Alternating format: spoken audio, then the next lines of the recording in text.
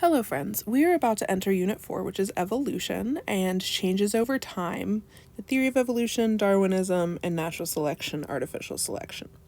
Before we get started on this unit, the most important thing to do is to cover the misconceptions and confusion that surround this concept. And they have been created by this photo right here. These photos have done an enormous disservice to the concept of evolution because it implies that it was linear and it implies that it only happened to apes. So this essentially shows us that apes grow up to be humans. Well, we know that's not true because there are apes on the planet still. So clearly that is not the full picture, and this type of picture has done a great disservice and a confusion because it is not how it went. It went like this. It's called the tree of life and speciation.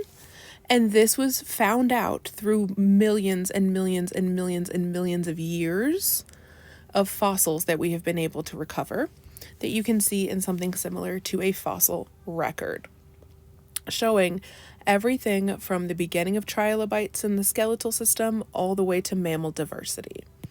It has been a tree of life that has created speciation.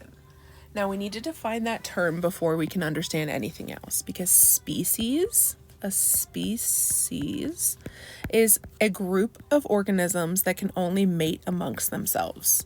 A group of organisms that can only mate amongst themselves.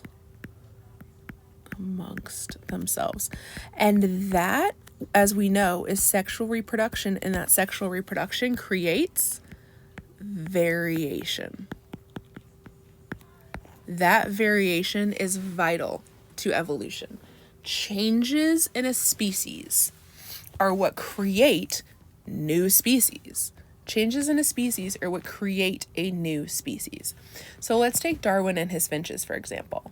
This is going to be my finch bird, and yes, he's absolutely beautiful. Thank you so much for commenting. So he's going to have a fat little body right here and like a cute little neck, and then he's going to have his little head and his beak. Okay?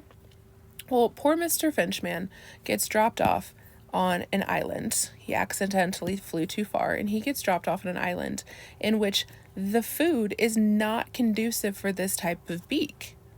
What is going to happen to Mr. Finchman? Unfortunately, he's going to GG. His genetic line is going to end because he was not able to consume and use energy. So unfortunately, Mr. Finchman is going to GG.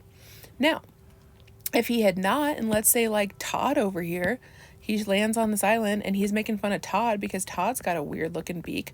Well, unfortunately for him, Todd is better adapted to his environment, and his weird looking beak is what allows him to eat the food that's provided on the island. So his like weird looking beak situation here is what allows him to eat the food.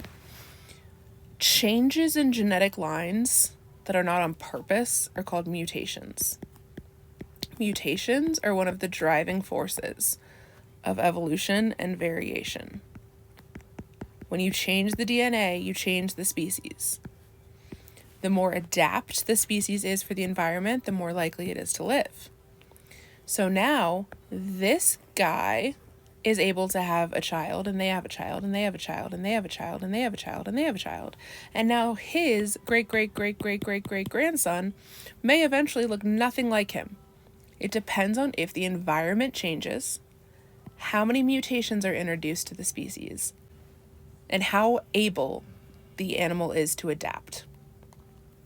That is what caused hundreds of thousands of different types of insects, reptiles, mammals, birds, and prokaryotic cells. Everyone has undergone millions and millions of different versions of themselves. It has not just been a monkey to a human. I hope that helps.